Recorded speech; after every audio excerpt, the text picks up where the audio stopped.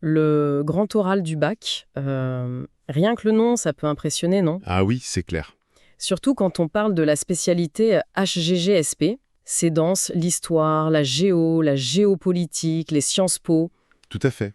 Transformer tout ça, tout ce savoir en une présentation orale qui soit à la fois claire, percutante, c'est un sacré défi. C'est le moins qu'on puisse dire. Justement, on va se pencher aujourd'hui sur une ressource qui promet d'aider. C'est un livre, Le Grand Oral, exemple rédigé en HGGSP.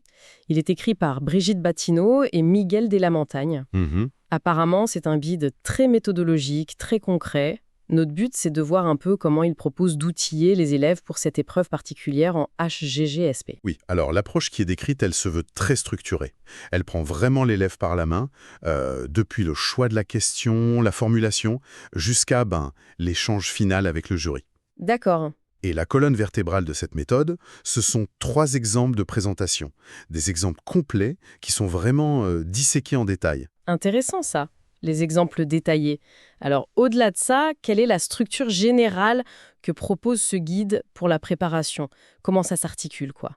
Pour passer de concepts HGSP parfois complexes à quelque chose de fluide à l'oral. Le guide, il déroule une méthode en 4 temps forts.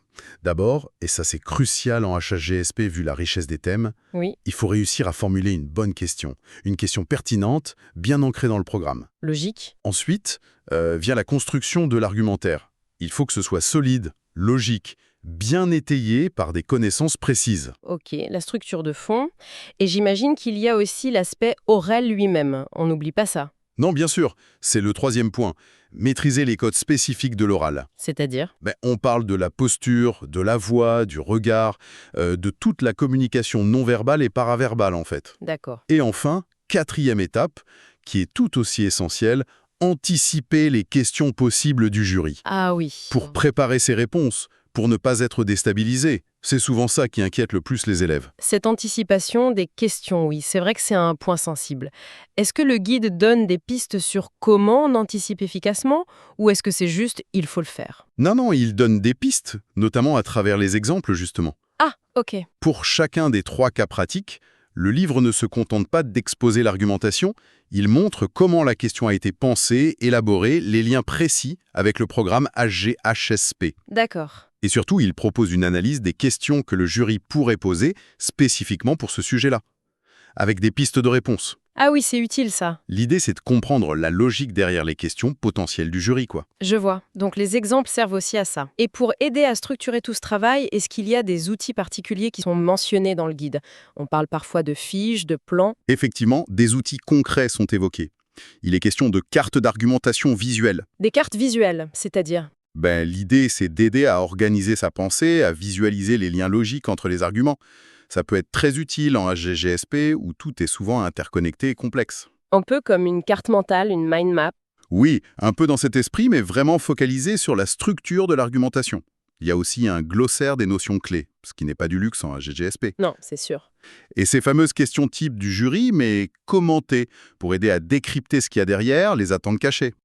Ces cartes visuelles, ça me semble une bonne idée pour pas se perdre dans la complexité des sujets HDSP. Donc, si on résume un peu les bénéfices attendus pour l'élève qui utiliserait ce guide, ce serait quoi? Mieux comprendre ce qu'on attend de lui, peut-être? Principalement, oui. Vraiment comprendre les attentes précises du jury pour cette épreuve. Ensuite, trouver de l'inspiration. Oui. S'inspirer d'exemples concrets, détaillés, pour construire sa propre présentation, sans forcément copier, bien sûr, mais en s'appuyant sur une structure qui a fait ses preuves. Ok. Et le but ultime, c'est de réduire le stress et de gagner en confiance. Gagner en confiance, c'est le nerf de la guerre pour un oral, ça. C'est vrai que c'est rassurant d'avoir une méthode comme ça. Mais est-ce qu'il n'y a pas un petit risque que ça standardise un peu trop les présentations, qu'on perde un peu en personnalité? C'est une excellente remarque. Le guide, tel qu'il est décrit, semble fournir un cadre très sécurisant, et ça c'est positif. Oui. Maintenant, le risque de formatage, il existe toujours avec ce genre de méthode très détaillée. L'enjeu pour l'élève, c'est de réussir à s'approprier la méthode, les exemples, pour construire sa propre argumentation avec sa propre voix, plutôt que de réciter un modèle tout fait. La caution de l'auteur, qui est enseignant expérimenté, suggère qu'il y a sans doute une conscience de cet équilibre à trouver. D'accord, un équilibre entre la structure qui rassure et puis l'expression personnelle donc. Exactement. Si on devait synthétiser, l'apport principal de ce guide, c'est vraiment cette combinaison. Une méthode pas à pas, très structurée, et des illustrations très concrètes, pour démystifier l'épreuve. Oui, Et aider à transformer les connaissances HGSP, qui sont souvent denses, en une prestation orale qui soit... structurée et convaincante, on voit bien les bénéfices potentiels, oui. démystifiée, inspirée, et ce fameux gain de confiance, ça donne envie de réfléchir un peu plus loin d'ailleurs. Justement, cette décomposition qu'on a vue, choisir la question, bâtir l'argumentaire, soigner la forme orale, anticiper les questions, ça met en lumière tout le processus de transformation du savoir. Hmm. Et pour une matière comme la GGSP, qui est si riche en analyse, en nuances, on peut se demander où réside la plus grande difficulté pour l'élève. Est-ce que c'est dans la structuration initiale de la pensée, de l'argumentaire, pour faire tenir toute cette complexité dans un temps court, Ou alors? ou bien est-ce que c'est dans l'adaptation de ce contenu intellectuel aux exigences très spécifiques de l'oralité, de l'interaction avec le jury, laquelle de ces transitions, de ces passages est finalement la plus périlleuse?